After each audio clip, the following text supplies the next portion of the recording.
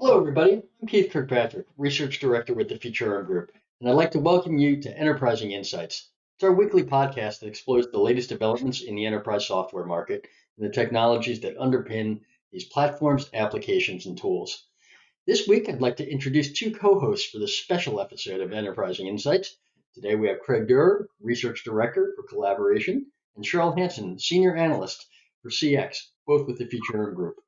And today, the three of us are going to tackle some key developments in the market over the past year, covering SaaS, customer experience, and collaboration technologies, and discuss, of course, how these three areas are continuing to converge.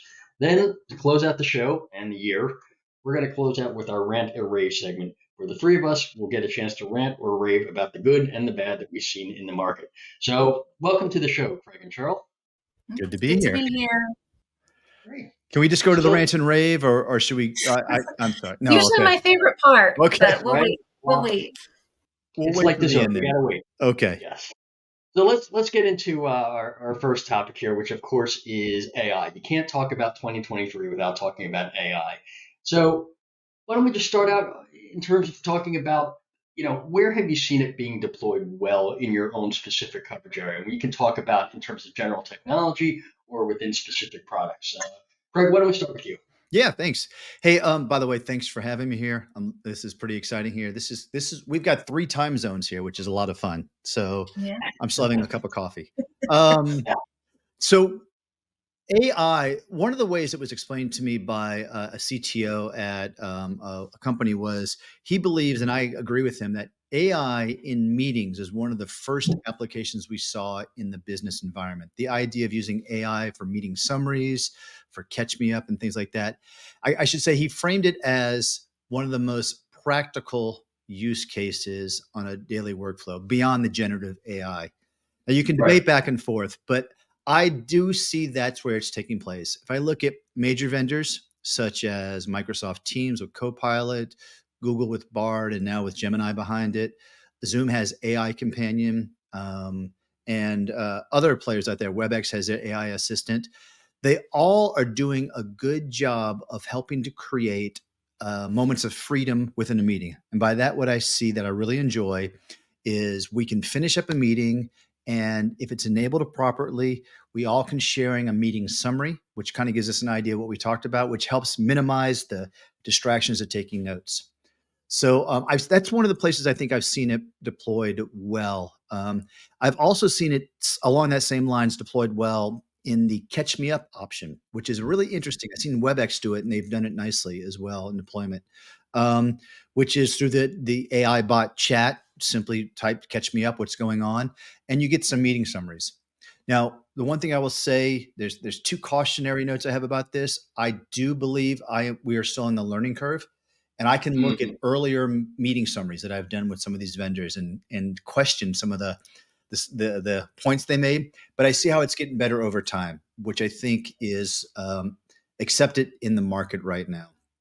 The other thing I see taking place, though, which I think is abuse of the technology, which I'm thinking I'm going a little bit beyond deployed well, is I'm seeing people with their AI agents showing up in meetings that they're not attending. And it's got something to do with, I think, more of the workflow, and people aren't readily managing it. But third-party services like Otter AI or Read AI, where you register your calendar, automatically sends an agent into those meetings where it can. And what I've talked to people about is I think they're not aware of that. So they have a meeting on their calendar, they keep it there just for their information. But meanwhile, you're in that meeting and all of a sudden this AI agent shows up. So we're still learning the workflows and how to make it work well. But I think the meeting application of AI is very promising. Well, it's interesting you mentioned that sort of assistant popping up into the meeting when they're not there. Is that kind of like the Rodney Dangerfield movie, Back to School, where you send the secretary into the class? That's the same exact reference. Yes. Right. So it's interesting because, I think that to your point, we are still learning how to use this technology. I look at it from the enterprise application space where it's being deployed, to help people, let's say, craft an email or, do a summary or something like that. And maybe they're not even, a lot of folks aren't really used to the fact that this is an assistive technology. This is not do your work for you. You can't just take a summary and plop it into an email and expect it to be, uh, you know, completely 100% true, and it will not be in the voice that you need as a professional. So it is interesting that we're still sort of on that learning curve. Sherril, what about you in your space, particularly because Yeah. CX, a lot of Yeah. So in CX, and this won't be a shock to either one of you, there's certainly been a ton of AI activity in the contact center area.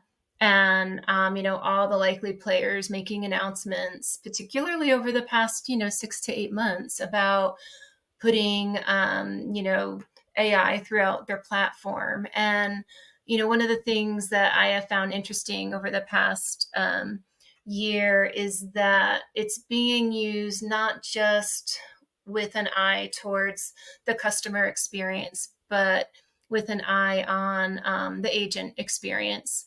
And, kind of going back to what you said, Craig, there's been a lot of buzz about agent supporting technologies. And similarly, I think it's pretty early days, but the most positive indicators for using AI in the contact center really still kind of goes down to those kind of mind numbing, mundane tasks that agents or their supervisors have to do, and post call summarization, just like post meeting summarization. It's a real time suck for supervisors or agents to have to do that. Um, Something else I find an interesting use case that is getting some leverage is the layering in of sentiment analysis, which is kind of helping agents, read the room a little bit better, to see if a call is starting to go sideways, to see if they are perhaps getting a little less than professional in their interaction. And so that's a great way that they've been using it in the contact center. And related to that is real-time coaching and guidance, not just they get off the call, they get, their manager comes over, they tell them what went wrong, what went right. But in the moment, they can see what's the next best action here? What do I need to offer up to the customer to help round out that experience? And kind of overall, helping agents connect to information faster, getting to the knowledge base, getting to the exact answers that they need so that they can, have a happy customer and that they can themselves, maybe move on to something more interesting. You and I yeah, saw a great example of that, I think, because the UC CC group are side by side at WebEx, and the static knowledge base is just blown away by the possibility of what AI can provide with real time information that updates as the agent and as that language model learns what's successful recommendations. That was really nice to see. One of the other things you mentioned there, I think was really interesting, is the ability to provide that sort of real-time coaching to basically take an interaction that might be going off the rails and pull it back. And along with that, I think that also helps more long term in terms of the overall training of the agent, speeding up that process, helping organizations actually realize a higher ROI with each agent because you're not having to pull them out and do that sort of remote training saying, okay, when the customer starts yelling at you, that's a bad thing. Getting that sooner. Reading the But room. Yeah, right. reading the room. So, yeah. Yeah. Before we leave the topic, we could talk about AI all day, but one thing I really wanted to touch on is just to get a sense as to what we might see, what we've seen so far in terms of pricing, how organizations or how vendors are actually pricing AI. Is it something where it's sort of inclusive in sort of that, ice cream man in the truck, make it really cheap, really appealing to get you hooked on the sugar, and then they're going to raise the price? What's going on in pricing? So I'll take the first swing at it, Sherril. Is that okay? Yeah, sure. Yeah, it's mixed bag. So in the UC space, which kind of also probably crosses over to what Cheryl's seeing, is I can name two major vendors that have made it as part of free of their baseline application. And then I can talk to a couple of vendors who've made it as an upsell. So free included, It's a big value proposition of what WebEx and Zoom are doing, inclusive of their paid subscriptions or suites. You have this AI companion agent available. Comparing it to Copilot and what you see in the Microsoft environment. And although Microsoft is included, we're starting to see things in market right now talking about the total cost of ownership. So to put it in context, Copilot starts becoming available not in Office 365, but Microsoft 365. And then you also have to have a point of having a minimum of 300 licenses. And there's kind of a matrix of feature sets. Meeting summaries that I talked about appears as part of Teams Premium, which is unrelated to an AI Copilot licensing, but it's also part of Copilot AI. So there's a lot of, it's still working itself out. I think the winners I'm going to bet on, though, are the ones that are making it inclusive and keeping it clean in the licensing of the value add they're doing. At least in my immediate meeting summary use cases I'm talking about. Right. Yeah. Sure. I mean, and in my area, I would agree with that it is a bit, it's not well baked yet, how it's being offered. And in some instances, it is simply kind of a platform enhancement.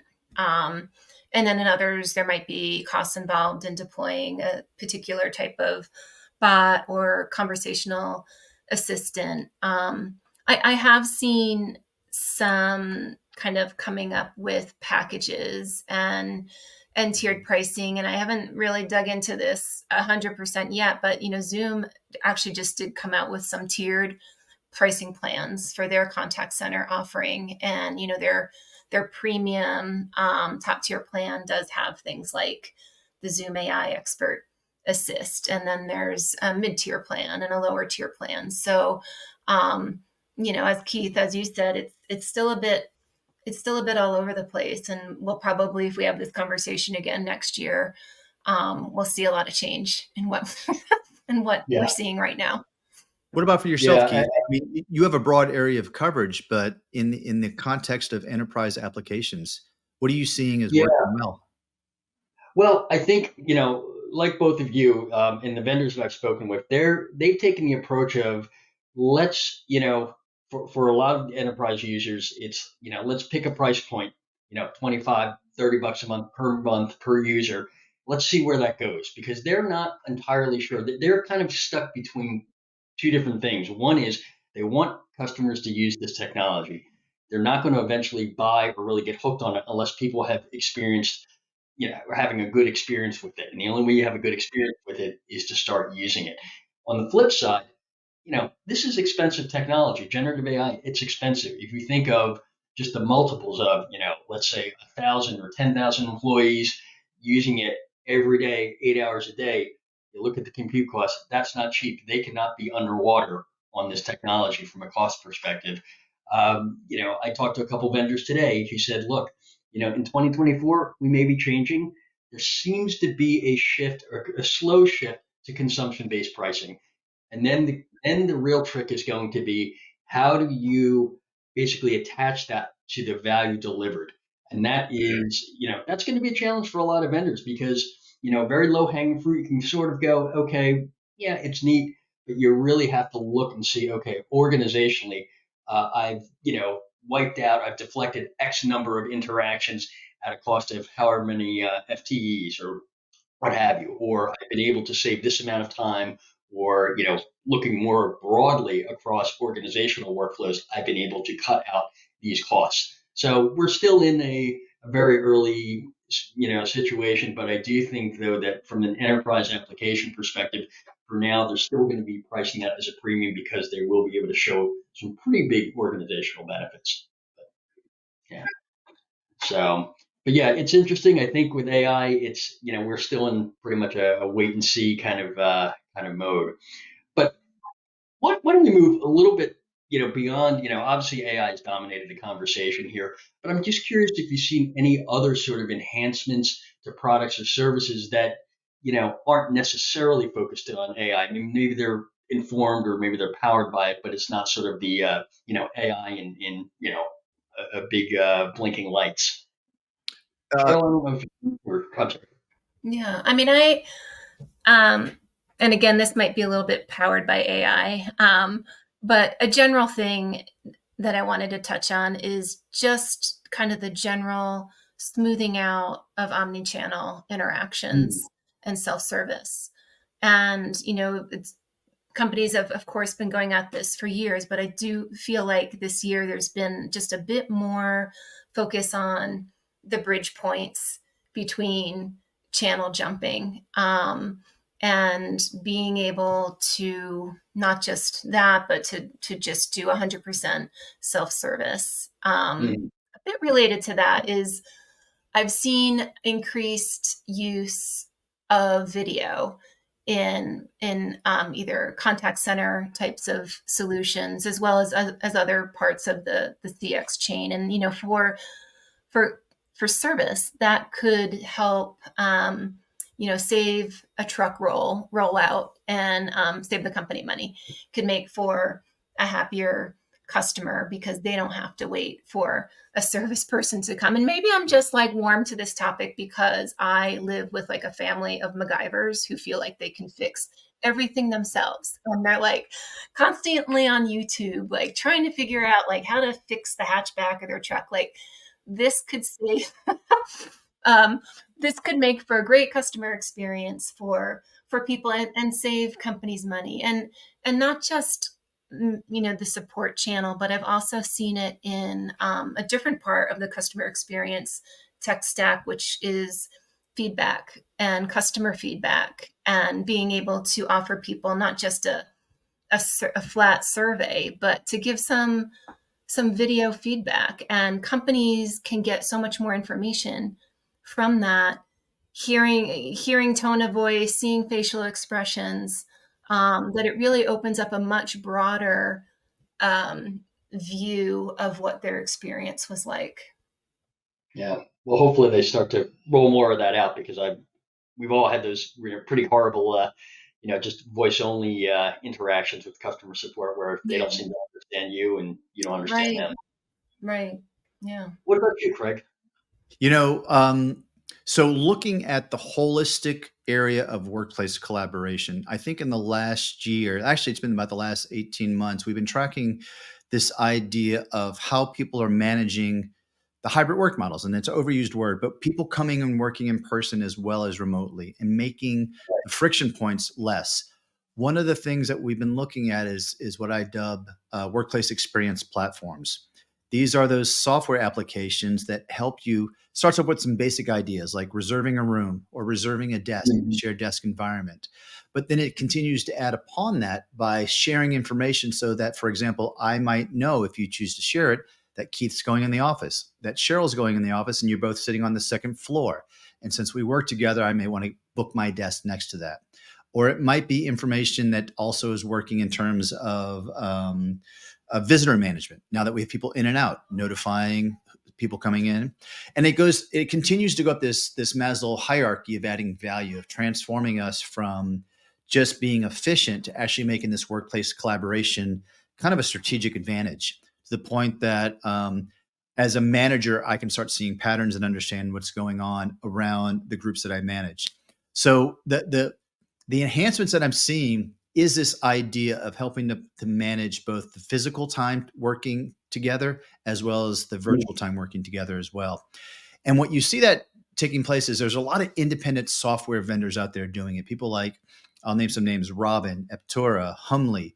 These are companies that were these reservation-based ideas. AppSpace is another one. They were kind of doing digital signage and in-context messaging. But what's interesting is you see these large UC platforms pulling that functionality into their own stack that they're delivering. So Zoom has Spaces. WebEx has had another thing called DNA Spaces that they've rebranded as Spaces. Microsoft has talked about a solution called Places, but it's been put on hold because I'm told the software engineering resources would put on their Copilot needs immediately. But they're coming out with the same idea, kind of bridging this hybrid work taking place. And it's actually taking place because it's important, because it plays not only into the IT stakeholders, but real estate stakeholders and HR stakeholders. As you start thinking about real estate consolidation strategies or expansion strategies, this helps with the optimization of it. And frankly, one of the things that Sherril and I are crossing over is in the HR element, in the employee experience too. These wind up being touch points that you can capture information from an employee. So we all have been like in those Zoom meetings or the Teams meeting, and it ends and you get the 5-star rating. How was that meeting?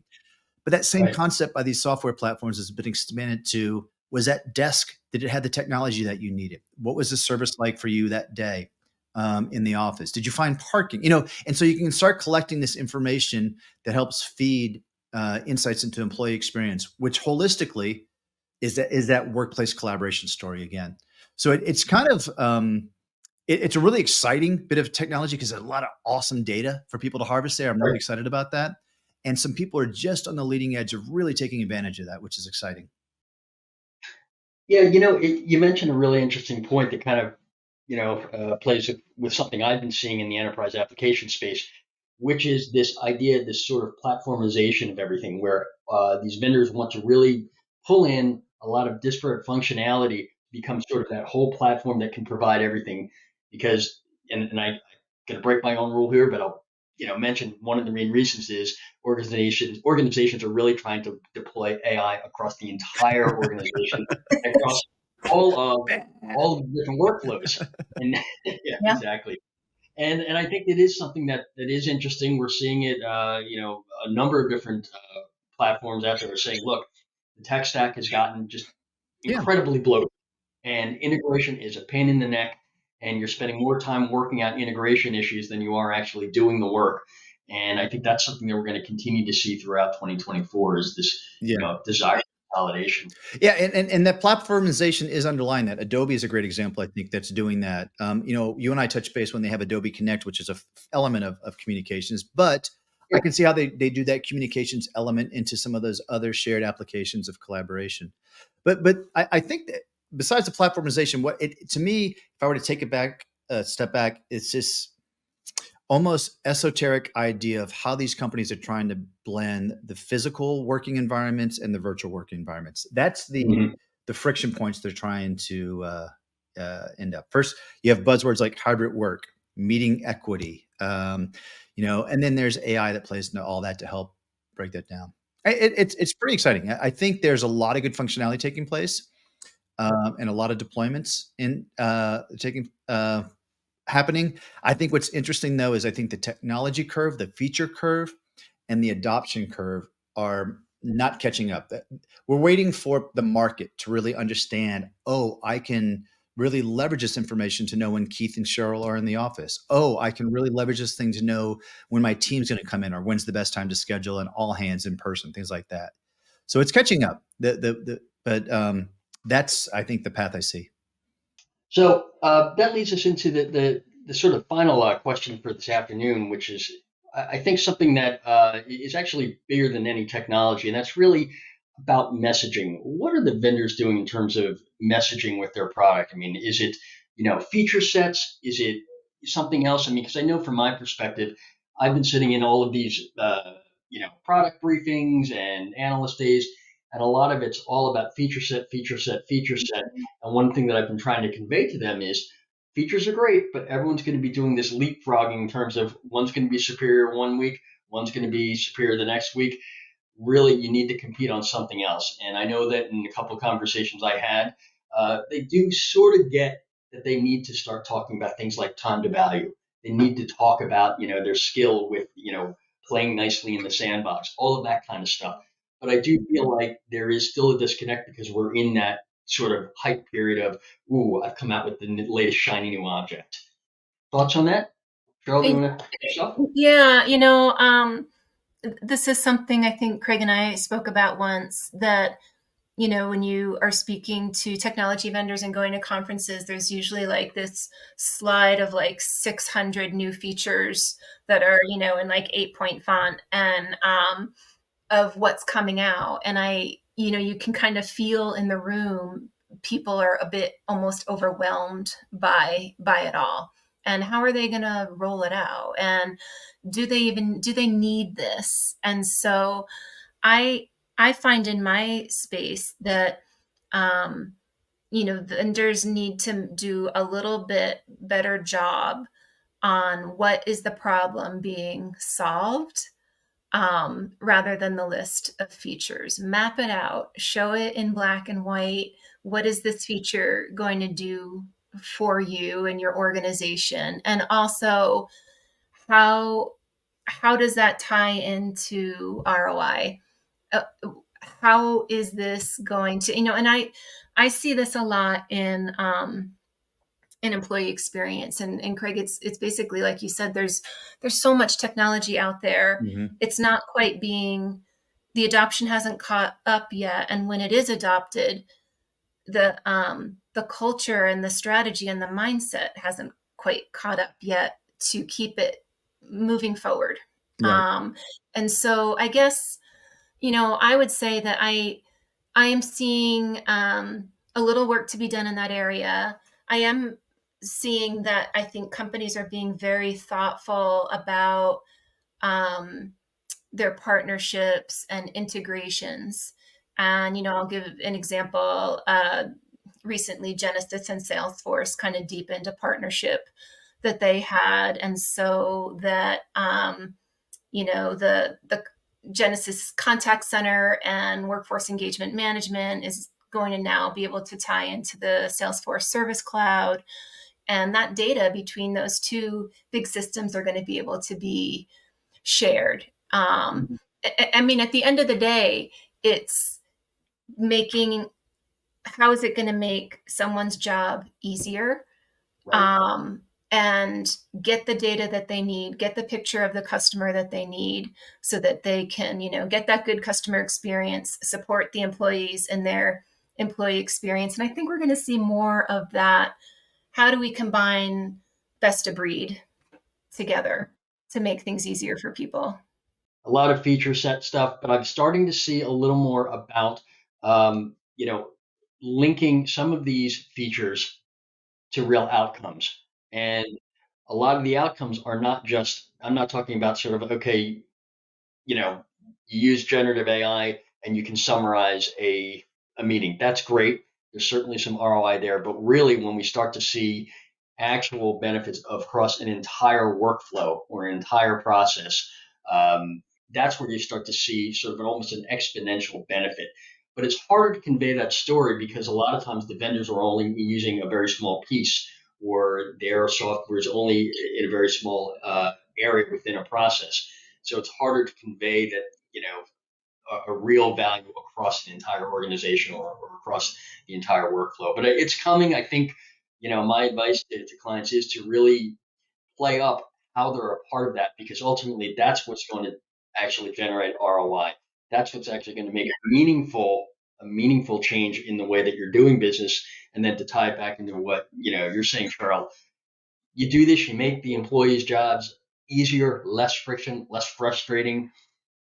That's going to pay dividends well beyond sort of a single interaction. It's going to pay dividends throughout the entire employee journey as they're working for the company. I think both what you guys are saying is spot on. What I If I would try and remove myself from the technology, and I want to talk about what I think is successful product marketing, I think it's when I've seen vendors hone in on a friction point and continue to reiterate and support that, removing that friction point with the feature set. So it, it's okay if they Mm-hmm. come out with 10, 100 features, but Yeah. help me bucketize those, that it's aligning with a constant, consistent message. So I've talked about a couple of vendors. One of them, I'm not going to name it, has this really great 3-point strategy. And some of it's a little bit sales strategy, but it aligns to what they're doing for the stories. They want to reimagine workspaces. They want to align people to a single suite of applications. And then they want to re-engage or redefine customer engagement. So thinking about contact center and employee experience. So in each of their updates to us as an analyst community, for example, they go through their feature sets, but they help us see how they align to each of those. And if they can do that, they get their sales team aligned and their marketing aligned. I think, remember that old adage about billboards or marketing? It takes 6, 7 times for a person to see it before the message takes hold. It's kind of that same idea. So it's a little Yeah, bit of I can accept, and I'm a gadget guy. I love technology. I can love seeing a lot of cool features, but help us align to what your key message is in. And if you evolve your strategy, that's okay. Just realize that strategy and those key points is a little bit, it's a large ship turning. You can't do it quickly and immediately. And I think right. that Yeah. is Yeah. examples of what I've seen work well. Right. There's been a lot of features coming out, a lot of people doing catch up during the pandemic and now coming out of the pandemic. But I think you just need to have a commitment to a strategy, align your messaging and your feature sets to that, and then just reiterate this.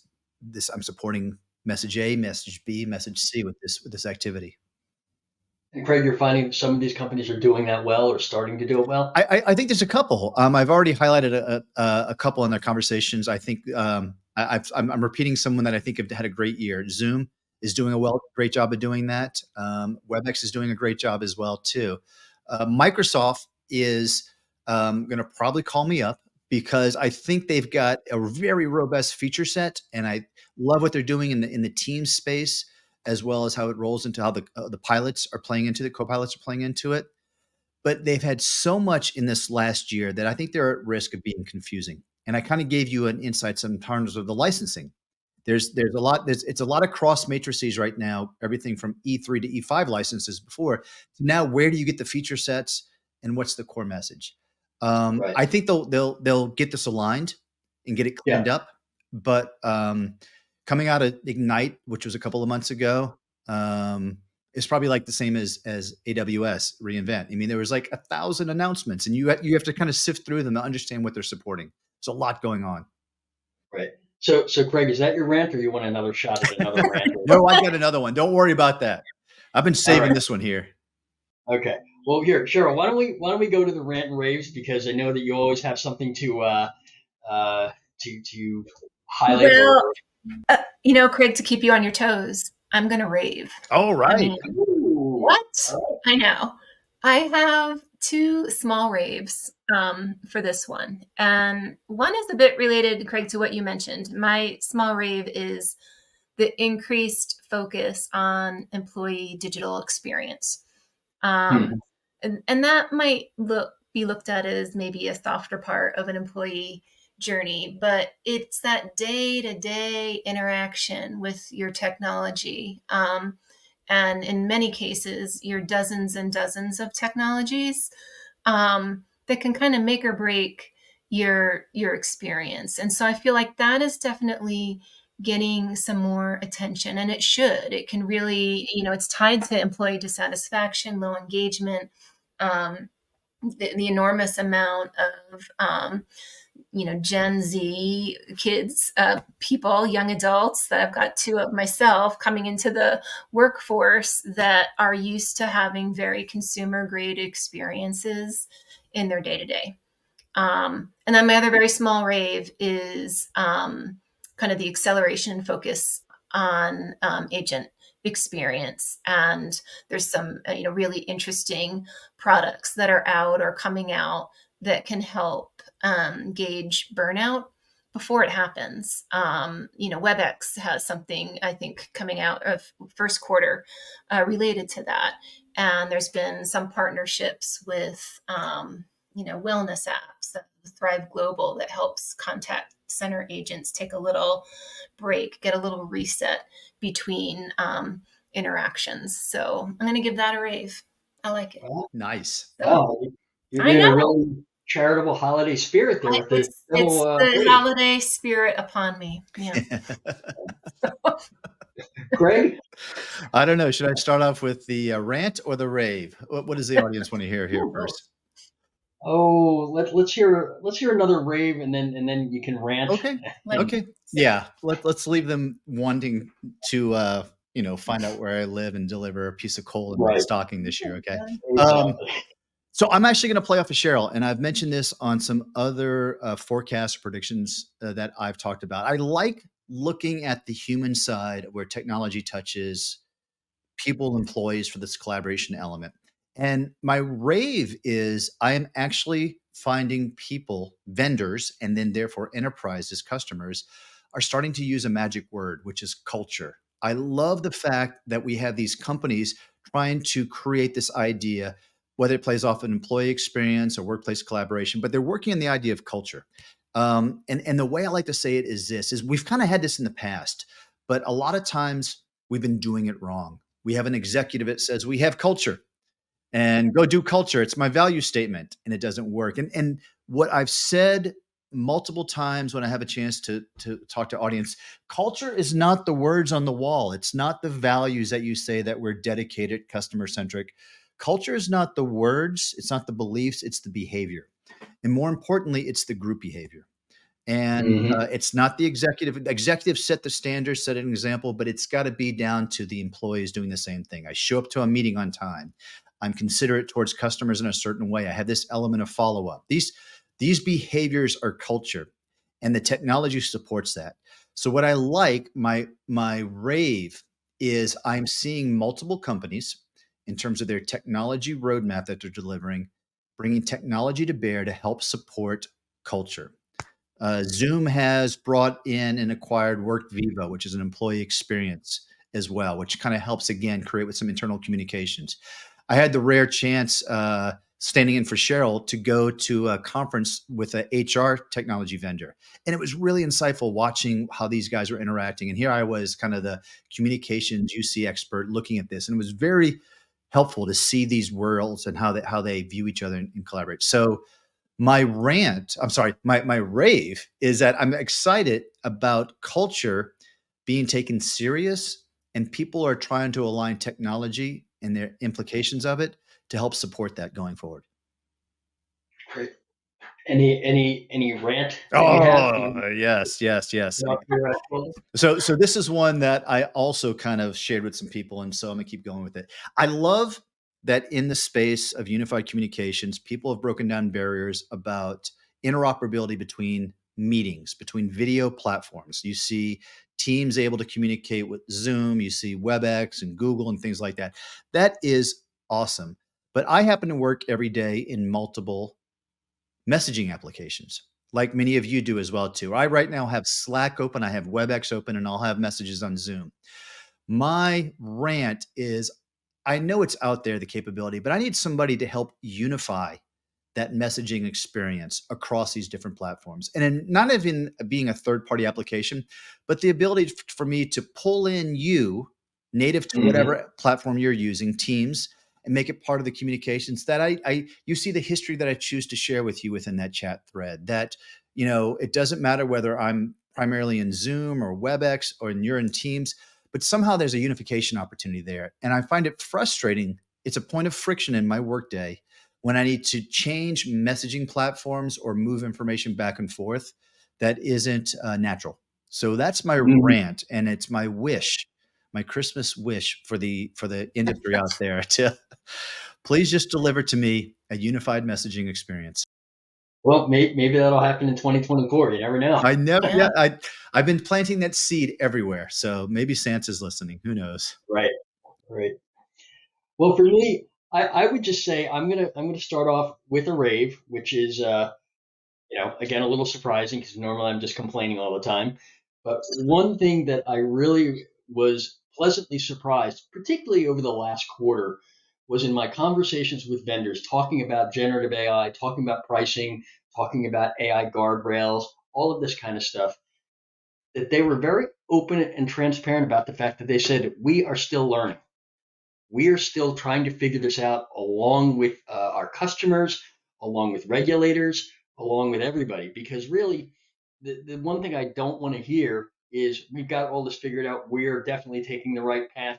Because if you think about it, when did OpenAI make ChatGPT available to pretty much everyone? What was that, February roughly? Something like that? Haven't been out this very long.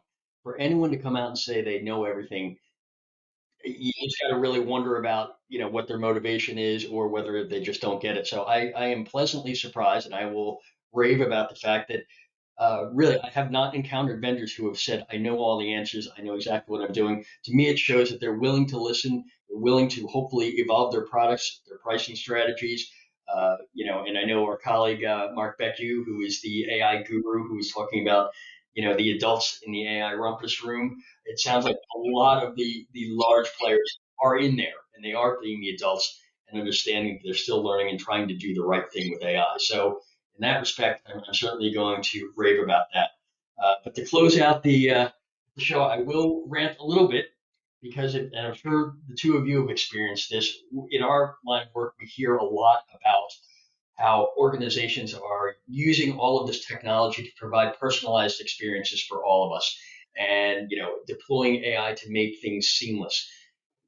I have to say, I don't know what's going on, but in a lot of my experiences, even as recently as the last couple of months here, I still run into the same frustrations that I would have run into 10, 15, 20 years ago.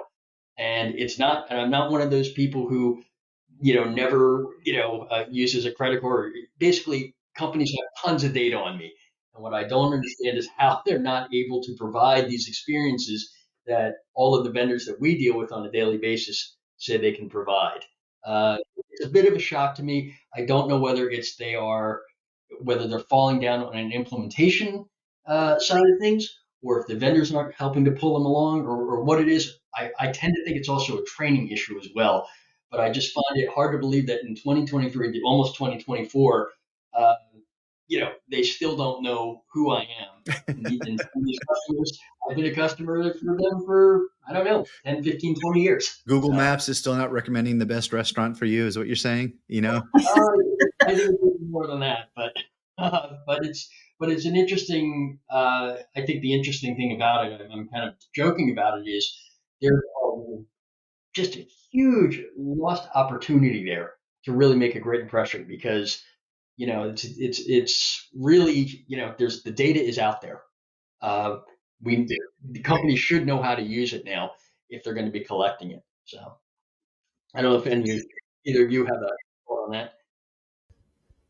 Yeah, that's a great one. I mean, that's a great rant. That no, the dots are not connecting, and so it's kind of like, a little bit the analogy of when you ask people for feedback, but then don't do anything about it. If people are opting in, saying, "Go for it, take all my data, do with it what you want, but make my experience better for me," and it's still not happening. That's a good rant.